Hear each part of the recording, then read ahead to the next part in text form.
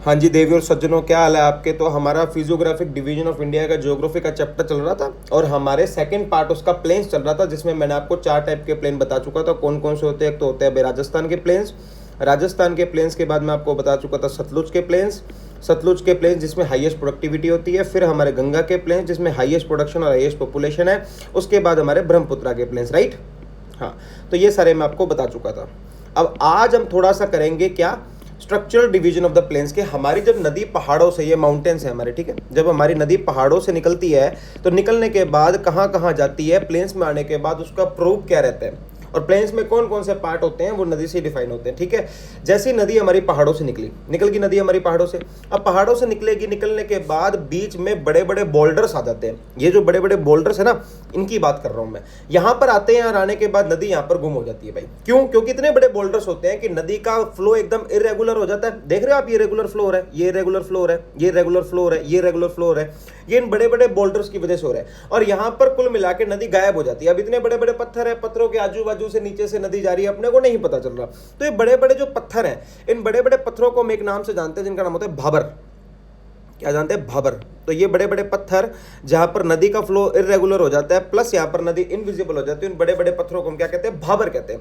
वैसे ही उस भाबर के जो आगे वाला रीजन होता है जहां पर नदी वापस विजिबल होना शुरू करती है और छोटे पत्थर होते हैं, वहां पर उस एरिया को हम कह देते हैं तराई।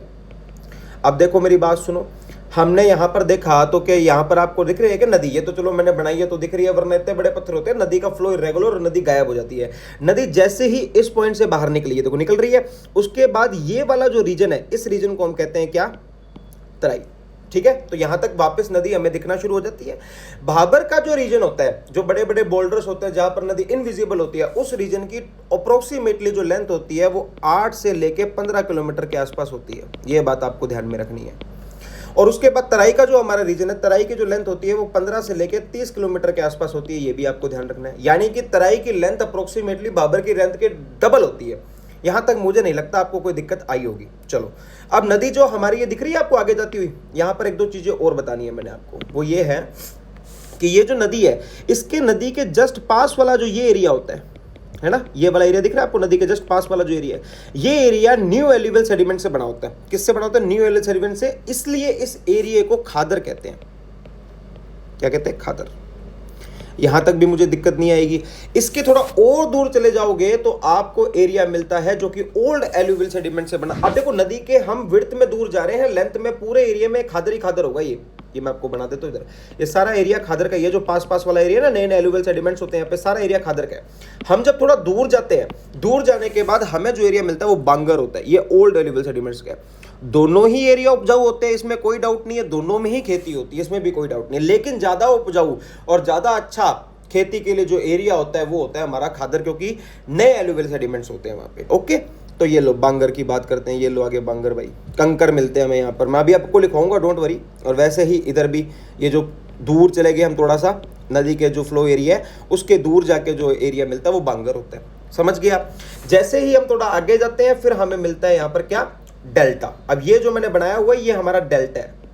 क्या है? डेल्टा। अब डेल्टा भी ऐसा है कि हमारे यहाँ पर नॉर्दर्न इंडिया में जैसे एक डेल्टा है सुंदरबन, ठीक है, वही है। अब हमारे डेल्टा में 2 टाइप के लोग होते हैं। एक तो जगह होती है जहां पर हम एग्रीकल्चर करते हैं, ठीक है, और एक जगह होती है जहां पर हम सेटलमेंट करते हैं। सेटलमेंट का मतलब ह्यूमन जहां पर रहते हैं, ह्यूमन सेटलमेंट, ठीक है, सेटलमेंट ऑफ ह्यूमन। अब इन दोनों एरियाज को अलग अलग नामों से जाना जाता है। ये वाला जो एरिया होता है एग्रीकल्चर का, ये क्या, पानी में सबमर्ज्ड होता है। सबमर्ज्ड एरिया में वो एग्रीकल्चर कर लेते हैं, कोई इशू नहीं आता। और जो ह्यूमन सेटलमेंट वाला एरिया होता है वो थोड़ा सा हाईलैंड होता है, हाईलैंड में जनता रह लेती है, उनको भी कोई दिक्कत नहीं होती। तो ये बात आपको बेसिकली समझनी है, ठीक है। यहाँ तक आपको समझ में आ गया होगा। क्या शानदार बनाया यार, मेरे को खुद से कभी कभी ना इतने प्यार हो जाता है, मैं क्या। चलो, तो यहाँ तक आपको समझ में आ गया। आगे करें, इसकी वो थ्योरी लिखे, इसके बाद हमारा प्लेन्स खत्म हो जाएगा, ठीक है। चलो थ्योरी लिखते हैं भाई इसकी।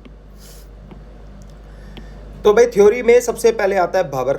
अब भाबर मैंने आपको क्या बताया था कि ऊपर आपको याद आ रहा होगा अभी, ये देखो कि भी ऐसा एरिया जहां पर बड़े बड़े बोल्डर्स होते हैं, जहां पर नदी हमारी क्या हो जाती है?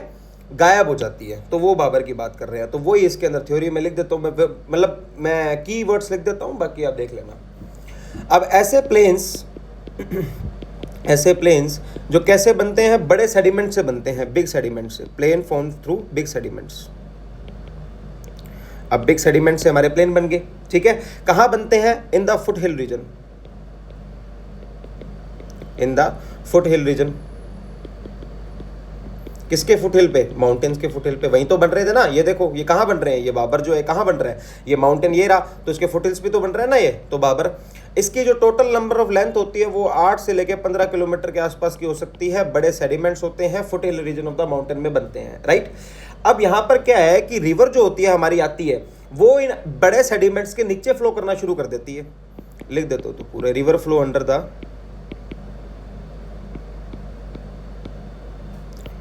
River flow under big sediments, बड़े सेडिमेंट्स के अंडर फ्लो करती है big sediments, where river become invisible, where it becomes invisible. वही मैंने आपको बताया था कि नदी बाद में गायब हो जाती है, उसको देखना फिर मुश्किल हो जाता है, नदी इनविजिबल होगी हमारी। यहाँ तक भी आपको समझ में आ गया होगा, है ना। अब ये जो प्लेन होते हैं, इतने बड़े बोल्डर्स और नदी इनविजिबल होने के कारण not good for agriculture. Bhabar में आप तराई नहीं कर सकते, भाबर में आप खेती नहीं कर सकते, एग्रीकल्चर अच्छे तरीके से नहीं होता है यहाँ पे, ठीक है। तो ये बात आपको समझनी है, तराई में खेती हो जाती है, ठीक है। आ जाओ, अब हमारा भाबर आपको समझ में आ गया, अगले पे चलते हैं भाई। अगला रीजन हमको मैंने आपको बताया था कि जहाँ पर नदी हमारी वापस दिखना शुरू कर देती है वो तराई रीजन होता है। चलो भाई तराई के बारे में पढ़ लेते हैं। अब तराई की रीजन मैंने आपको कितनी लेंथ बताई थी? 15 से लेके 30 किलोमीटर तक की, और वही है बस यहाँ पे 15 से 30 किलोमीटर तक की, कुछ लफड़ा है ही नहीं। आगे चलते हैं। अब ये जो नदी यहाँ पर वापस विजिबल हुई है, river again become visible, river again become visible. यहाँ पर नदी वापस विजिबल हो जाती है, नदी को वापस आप देख सकते हो, कोई चक्कर नहीं है उसमें, राइट। तो नदी रिवर अगेन बिकम विजिबल। और ये जो विजिबल नदी यहाँ पर होती है, ठीक है, ये होती है तो इसकी वजह से, नदी की वजह से यहाँ पर हमारा प्लेन सबमर्ज्ड हो जाता है, यानी पानी में डूब जाता है। हाँ, पानी में डूब जाता है, ठीक है, सबमर्ज प्लेन हो जाता है। तो हमारा तराई क्या होता है? सबमर्ज प्लेन होता है। River again become visible, total length is 15 to 30 kilometre, okay. अब इस रीजन में क्या है कि इतना सबमर्ज हो जाता है, पानी एकदम से बाबर से निकलता है, तो पानी का फ्लो एकदम इरेगुलर हो जाता है, इरेगुलर फ्लो ऑफ वाटर, ठीक है। तो ये बात आपको ध्यान में रखनी है। तो बाबर में तो नदी छुप जाती है और तराई में नदी वापस दिख जाती है, लेकिन नदी का फ्लो कैसा हो जाता है? इरेगुलर हो जाता है, बिल्कुल ऊपर नीचे इधर उधर चलना शुरू कर देता है, राइट। यहाँ भी आपको समझ में आ गया होगा। यहाँ पर हमारी वेजिटेशन हो जाती है, ठीक है, क्योंकि पानी में डूबे और जो जमीन होती है उसमें खेती अच्छी होती है, जूट वूट की खेती हो जाती है, राइस की खेती हो जाती है। राइस के लिए तो आपको पानी डूबा हुआ ही चाहिए। जब एग्रीकल्चर पढ़ेंगे तो मैं आपको बताऊंगा कि जब राइस की खेती होती है ना, तो राइस की खेती वहीं पर होती है जहाँ पर पानी टिके, जहाँ पर पानी वहाँ पर भरा रहे, तभी वो राइस अच्छे से उगेगा, राइट। चलो अब बात करते हैं यहाँ पर इस एरिया में, जिस हम तराई की बात कर रहे हैं, डेंस वेजिटेशन मिलती है हमें। क्यों? क्योंकि पानी डूबा हुआ है, अच्छी खासी वेजिटेशन यहाँ पर मिल जाती है, प्लस यहाँ पर अच्छी खासी हमें वाइल्ड लाइफ मिल जाती है। ये बात आपको ध्यान में रखनी है। तो आपसे अगर कोई पूछे in which of the following regions of the plains dense vegetation and diverse wild life पाई जाए, तो वहां पर आप क्या आंसर दोगे? Terai. Which of the following region is a submerged plain which is good for agriculture of dense vegetation, तो भी तराई। आप पूछोगे which of the following region where river suddenly becomes visible and irregular flow of water, तो भी क्या बोलोगे? तराई ही बोलोगे, ठीक है।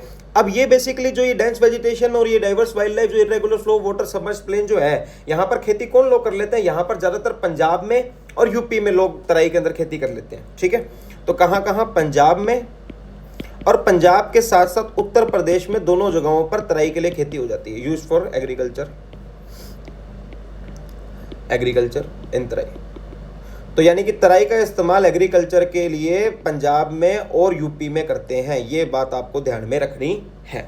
चले, तो ये हमारा तराई भी हो गया। अब तराई के बाद हमने जब नदी आगे कहाँ लेके गए थे हम, एक नदी यूं आई थी, उसके बाद मैं बना दे, तो ये हमारी रिवर है। रिवर के जो आगे वाला न्यू एल्यूवियल सेडिमेंट्स वाला हिस्सा था, इसको तो कहते हैं खादर, है ना। उसके बाद जो पीछे कंकर वाला बड़े सेडिमेंट्स का जो हिस्सा है, जो कि ओल्ड हो चुके हैं, उसको कहते हैं भांगर, सॉरी, ठीक है। तो यहां तक यही बता रहा हूं आपको। अब आज खादर के बारे में पढ़ते हैं, जो कि न्यू एल्यूवियल सेडिमेंट्स है और खेती के लिए सबसे उपजाऊ जगह यही होती है ना। चले आगे, चले, चलो। अब वही बात कि ऐसे प्लेन्स जो कि न्यू एल्यूवियल सेडिमेंट्स के द्वारा बनाए जाते हैं, ऐसे प्लेन्स जो कि न्यू एल्यूवियल सेडिमेंट्स के द्वारा बनाए जाते हैं, उसका आपको ध्यान में रखना है। ये लो न्यू एल्यूवियल सेडिमेंट्स के द्वारा प्लेन्स बन गए हमारे, कोई दिक्कत ही नहीं है। अब उन प्लेन्स को हम क्या कह देते हैं? उन प्लेन्स को हम खादर कह देते हैं, जैसे कि मैंने हेडिंग डाली है, ये लो, इतना ही है बस इसके अंदर, ठीक है। अब ऐसे जो प्लेन्स हैं जो कि न्यू एल्यूवियल सेडिमेंट्स में है और नदी के इतने पास वाले जो प्लेन्स हैं, इनको पंजाब में बेट कहते हैं। ये बात ध्यान में रखना, पेपर में आया हुआ है ये, ठीक है, कि भी ऐसे जो खादर के प्लेन्स हैं जो कि न्यू एलुवियल सेडिमेंट से बने होते हैं और बिल्कुल हमारे नदी के साथ साथ चलते हैं, जहाँ पर अच्छी खासी प्रोडक्टिविटी रहती है इन प्लेन्स में, क्योंकि जितना उगाते हैं उससे ज़्यादा ही मिलता है आपको, तो उसको पंजाब में क्या कहते हैं, बेट कहते हैं। अब जाहिर सी बात है नए एलुवियल सेडिमेंट्स से तो these plains are very fertile, तो हमारे जो खादर के प्लेन्स होते हैं बहुत फर्टाइल होते हैं, प्लस यहाँ पर हाईएस्ट प्रोडक्टिविटी मिलती है। अब आप मुझे बताओगे कि जब मैंने आपको regional divisions of the plains बताया था, जिसमें मैंने आपको 4 प्लेन्स बताए थे, सतलुज, राजस्थान, गंगा और ब्रह्मपुत्र, उन सब में से हाईएस्ट प्रोडक्टिविटी कहाँ पर थी, ठीक है। और अगर मैं वैसे अगर ये इस डिवीजन से बात करूं, स्ट्रक्चरल डिवीजन से, तो उसमें हाईएस्ट प्रोडक्टिविटी हमारी खादर में मिलती है। वेरी फर्टाइल प्लेन है, नए एलुवियल सेडिमेंट्स हैं और पंजाब में इन प्लेन्स को बेट कहते हैं। आगे चले, इन प्लेन्स की बात करते हैं बांगर की। लो भाई बांगर लिख लेते हैं, लो भांगर आ गया, ठीक है, भांगर के बारे में। अब भांगर को हम जानते हैं कि उन प्लेन से थोड़े दूर है, जहां पर एलुवियल सेडिमेंट्स पुराने हो गए, तो सबसे पहली लाइन बेसिकली डिफाइन यही करेगी ओल्ड एलुवियल सेडिमेंट्स, क्योंकि नदी वहां का पानी का फ्लो जो नदी का है वो उस एरिया तक कितना नहीं है, तो वहां के जो सेडिमेंट्स है वो पुराने हो चुके हैं। नए पास वाली जो जमीन है वहां पर नदी अभी सेडिमेंट्स ले गई है, देखो यहाँ पर नदी आ रही है तो अभी भी सेडिमेंट्स ले गई है, तो खादर के सेडिमेंट्स हैं, ये नए एलुवियल सेडिमेंट्स हैं, अच्छे उपजाऊ हाईएस्ट प्रोडक्टिव वाले सेडिमेंट्स हैं। अब मैंने आपको जब ऊपर बांगर पढ़ा रहा था तो आपको बता रहा था कि बांगर वाला जो रीजन होता है, इस रीजन में हमें कंकर मिलते हैं। क्या मिलते हैं?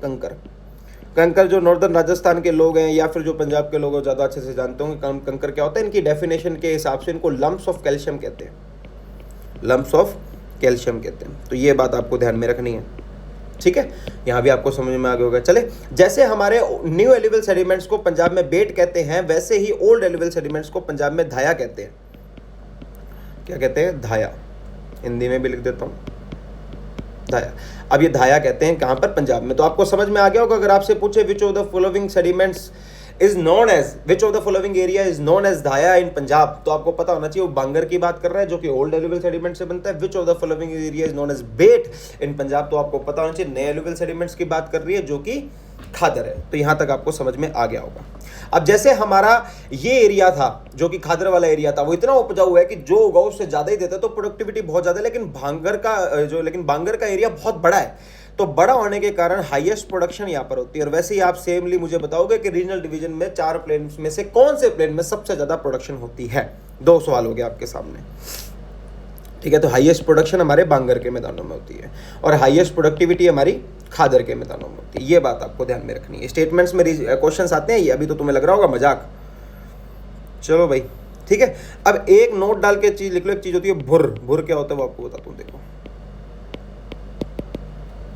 जो बांगर का रीजन होता है ना, जो पढ़ रहे हैं अभी, ओल्ड एलुवियल सेडिमेंट्स वाला बांगर का जो रीजन होता है, राइट, बांगर का जो रीजन होता है वो क्या होता है कि जो अब ऊपर वाली जो सोइल होती है, ठीक है, ऊपर वाली सोइल उसके रिमूव हो जाती है और नीचे जो है वो ग्रेनुलेटेड जो कंकर भूमि होती है ना, वो वैसे की वैसी रह जाती है, जिसको भुर कहते हैं। फॉर एग्जांपल ये बांगर का रीजन है।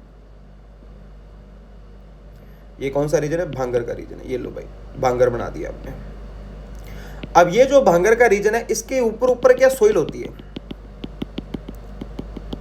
ये सोइल फाइन होती है, इतनी ज्यादा वो नहीं होती कि खुरदरी सी नहीं होती, फाइन सोइल होती है, एकदम फाइन सोइल होती है।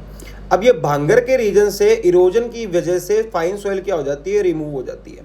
अब जब फाइन सोइल यहाँ से रिमूव हो गई तो नीचे क्या बच जाती है? नीचे बच जाती है भुर। अब ये क्या थोड़ी फाइन नहीं होती, ग्रेनुलेटेड होती है, कंकड़ भूमि होती है, तो भुर होती है। अब भुर क्या आपको इतना ही याद रखना है, कल को क्वेश्चन आ जाए तो पता होना चाहिए, भुर होता है भाई इसका आंसर। और ग्रेनुलेटेड होती है। ग्रेनुलेटेड का मतलब क्या होता है? कंकर भूमि होती है। क्या होती है? कंकर भूमि, कंकर भूमि। ये बात आपको ध्यान में रखनी है। चलें आगे, चलो चलते हैं। अब इसके बाद लास्ट का हमारा एक रीजन रहे थे डेल्टा। डेल्टा रीजन के बाद हमारा पूरी तरीके से समाप्त हो जाएगा। 2 फिजियोग्राफिक डिवीजन हमने कंप्लीट कर ली। और मेरी बात मान लेना, मैं आपको गलत नहीं कह रहा, आप चाहे 1 लाख वाली कोचिंग में पढ़ते हो, चाहे 5 लाख वाली कोचिंग में पढ़ते हो, चाहे 50 लाख वाली कोचिंग में पढ़ते हो, I don't know, I don't even care. लेकिन जो मैंने आपको यहाँ पर पढ़ाया है, जो मैंने आपको चीजें यहाँ पर लिखवाई हैं, इंडियन ज्योग्राफी के अंदर, इंडियन पॉलिटी सीरीज भी मेरी चल रही है, और उसके अंदर आपका क्वेश्चन बाहर नहीं जाएगा। और बाहर जाएगा तो समझ लेना क्वेश्चन हार्ड ही था, और 90% या 80% लोगों से नहीं हुआ। जिस किसी का ज्योग्राफी मेजर ही है कि ज्योग्राफी में डूबा रहता है, उससे हो जाएगा। तो आप उसमें बेफिक्र रहना कि यार ये क्या है और वो क्या है। भले ही ये फ्री ऑफ कॉस्ट है, मैं सब कुछ आपको हाथ से लिखवा रहा हूँ, पर सब कुछ लिखवा रहा हूँ यार, यही मेरा लिखा हुआ यही मैं आपको लिखवा रहा हूँ, प्लस समझा रहा हूँ। इसी चीज़ के पैसे आप कोचिंग में देते हो, मैं आपको फ्री पढ़ा रहा हूँ। चलो भाई, डेल्टा रीजन के बारे में बात करते हैं। लास्ट का जो रीजन हमारा डेल्टा रीजन क्या कहते हैं। अब देखो नॉर्दर्न प्लेन रीजन जो होता है, अब हमारे नॉर्दर्न प्लेन रीजन में डेल्टा कौन सा है? सुंदरबन डेल्टा। सुंदरबन डेल्टा ये ना, सुंदरबन डेल्टा, ठीक है।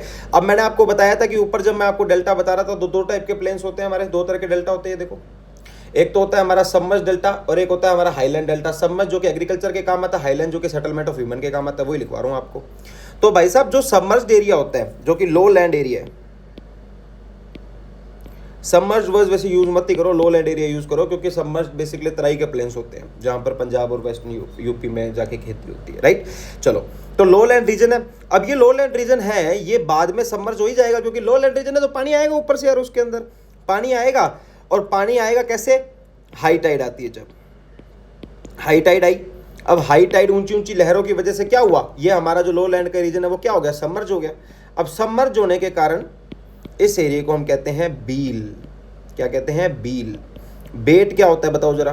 बेट वो होता है जो पंजाब के अंदर हम हमारे खादर के मैदानों को कहते हैं, न्यू एलिवल सेडिमेंट वाले, इसको क्या कहते हैं? बील कहते हैं। और क्यों होता है सबमर्ज? क्योंकि यहाँ पर हाई टाइड यानी कि ऊंची ऊंची लहरें हमारे यहाँ पर आती है। वैसे ही पछता है अब हाईलैंड एरिया।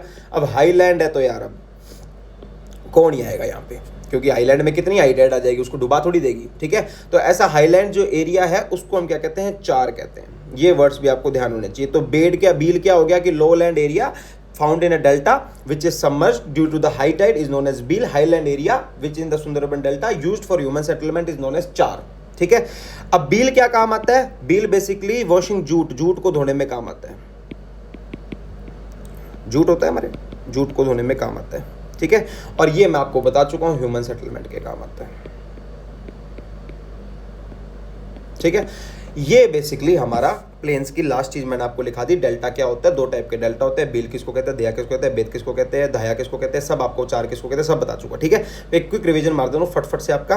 तो हम स्ट्रक्चरल डिवीजन ऑफ प्लेन्स पढ़ रहे थे। हमारे यहाँ पर माउंटेन से जब नदी निकलती है, नदी निकलने के बाद क्या होती है? बड़े बड़े बोल्डर जो कि बाबर होते हैं उसके अंदर जाके फंस जाती है और वहां पर नदी दिखनी बंद हो जाती है। उसके बाद बाहर निकलती है जो कि सबमर्ज्ड एरिया होता है, तराई। उसके बाद जाती है नदी आगे डेल्टा की तरफ, और आगे वाले जो रीजन होते हैं नदी के बिल्कुल पास वाले न्यू एलिवल सेडिमेंट जो कि खादर होते हैं, ओल्ड एलिवल सेडिमेंट जो कि बांगर होते हैं। इनकी थ्योरी पढ़ लेते हैं। बाबर जो सबसे पहला एरिया होता है जहां पर बड़े बड़े बोल्डर्स पड़े होते हैं, 8 से 15 किलोमीटर का प्लेन होता है यहाँ पर। ये basically foot region of the mountain में होता है। रिवर क्या है कि सेडिमेंट्स के नीचे से फ्लो करती है, तो रिवर वहां पर इनविजिबल हो जाती है, एग्रीकल्चर के लिए अच्छा नहीं होता। तराई में चलते हैं, तराई से दुगनी किलोमीटर का होता है, 15 से 30 किलोमीटर का, जहां पर रिवर आपको वापस दिखना शुरू कर देती है। और वापस दिखने के साथ साथ रिवर का फ्लो कैसा होता है? इरेगुलर हो जाता है, सबमर्ज प्लेन होते हैं। यहाँ पर एग्रीकल्चर करने वाली जो जगह होती है वो होती है पंजाब और यूपी। आपको इतनी बात पता होनी चाहिए कि यहाँ पर जो तराई का रीजन है, यहाँ पर डेंस वेजिटेशन और अच्छी खासी वाइल्ड लाइफ आपको मिल जाती है। सबमर्ज प्लेन्स होते हैं पंजाब और यूपी में, यहाँ से खेती भी हो जाती है, रिवर वापस विजिबल हो जाती है और इरेगुलर फ्लो हो जाता है। आगे चलते हैं, खादर की बात करते हैं। खादर जो नदी के पास वाले बिल्कुल न्यू एलिवल सेडिमेंट्स वाला एरिया होता है। हाईली प्रोडक्टिविटी इस एरिया की होती है, क्योंकि बहुत ज्यादा आपको उपजाऊ देता है चीजें और नए सेडिमेंट्स होते हैं। और इसी खादर को हम पंजाब वाले रीजन में बेत कहते होते हैं।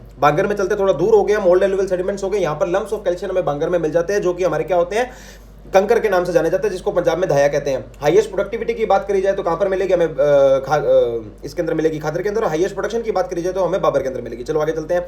भुर क्या होता है कि जब हमारे जो बांगर वाला रीजन होता है, बांगर वाला रीजन से ऊपर फाइन सोइल रिमूव हो जाती है। फाइन सोइल रिमूव होने के बाद नीचे बड़े बड़े क्या बच जाते हैं? ग्रेनुलेटेड कंकर बच जाते हैं। उसी को हम क्या कहते हैं? भुर कहते हैं। आगे जैसे डेल्टा रीजन, सुंदरबन डेल्टा, जैसे हमारे दो टाइप के रीजन होते हैं, उसके अंदर एक तो लो लैंड, एक हाईलैंड। लो लैंड क्या होती है? जब बड़ी बड़ी हाई टाइड्स आती है, तो हाई टाइड्स होने के कारण वहां का जो एरिया है वो सबमर्ज होता है, जो कि जूट धोने के काम आता है, जिसको हम बेसिकली बील कहते हैं। और वैसे हाईलैंड जो एरिया होता है, हाईलैंड एरिया के अंदर क्या होता है कि हमारा जो ह्यूमन सेटलमेंट के अंदर काम आता है, बिकॉज हाइटेड उसको डिबा नहीं पता, उसको हम चार कहते हैं। तो हमारा जो हाईलैंड एरिया उसको चार कहते हैं, लोलैंड एरिया को बील कहते हैं, उसके बाद खादर को हम बेट कहते हैं और बांगर को हम धाया कहते हैं पंजाब में। ये बातें आपको ध्यान में रखनी है, ठीक है जी। Thank you very much. अब हमारा क्या हो गया? प्लेन्स फिनिश हो गया। तो फिजियोग्राफिक डिवीजन हम पढ़ रहे थे, पीडी यानी कि फिजियोग्राफिक डिवीजन में हमारे माउंटेन्स हो गए, माउंटेन्स के बाद हमारे प्लेन्स हो गए। अब मैं आपको करवाऊंगा अगली क्लास से प्लेट्यूज हमारे क्या होते हैं, ये बात आपको ध्यान में रखनी है, ठीक है। बाद में मिलते हैं, कल मिलते हैं या अगली क्लास में मिलते हैं। बाल बना दो उसके, लो भाई, ये बन गया, ओके।